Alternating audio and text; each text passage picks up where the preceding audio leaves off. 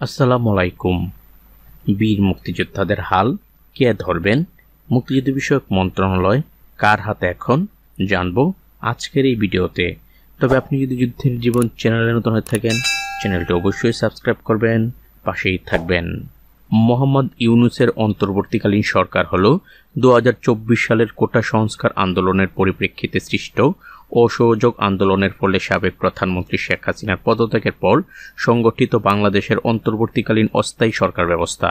এই ব্যবস্থা 2024 সালের 5 আগস্ট বাংলাদেশের রাষ্ট্রপতি ও বৈষম্য বিরোধী ছাত্র আন্দোলনের কয়েকজন সমন্বয়ক এবং সেনাবাহিনী প্রধান দ্বারা নিশ্চিত করা হয় এবং 8 আগস্ট শপথ গ্রহণের মাধ্যমে মোহাম্মদ ইউনূসকে অন্তর্বর্তীকালীন সরকারের প্রধান উপদেষ্টা করে অন্তর্বর্তীকালীন সরকার গঠন করা হয়। রাষ্ট্রপতি 6 আগস্ট সংসদ বিলুপ্ত ঘোষণার পর অন্তর্বর্তীকালীন সরকার ত্রয়োদশ জাতীয় সংসদ নির্বাচন অনুষ্ঠিত না হওয়া পর্যন্ত দায়িত্ব পালন করবেন। 2024 সালের 8 আগস্ট শপথ গ্রহণের মাধ্যমে মোহাম্মদ ইউনূসকে অন্তর্বর্তীকালীন সরকারের প্রধান উপদেষ্টা করে অন্তর্বর্তীকালীন সরকার গঠন করা হয়।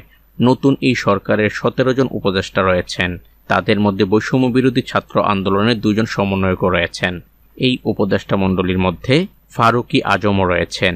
এই ফারুকী আজম হচ্ছেন একজন বাংলাদেশি মুক্তিযোদ্ধা ও রাজনীতিবিদ।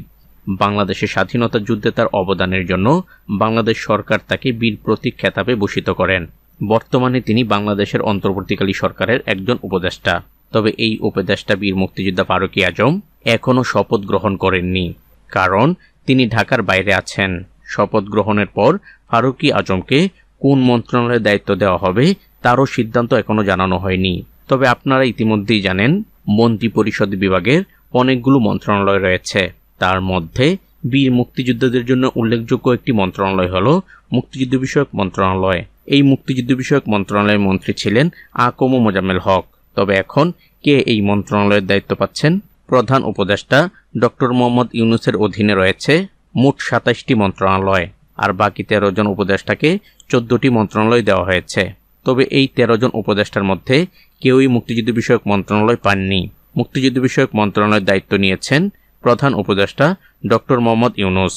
এখন পর্যন্ত সর্বশেষ সিদ্ধান্ত অনুযায়ী বীর মুক্তিযোদ্ধাদের সকল কিছু দেখভাল করবেন ডক্টর মোহাম্মদ ইউনূস।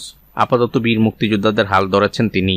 যখন বীর মুক্তিযোদ্ধাদের সম্পর্কে কোনো কথা বলা হবে, সাথে সাথে আমি আপনাদের এই চ্যানেলের মাধ্যমে জানিয়ে দেব।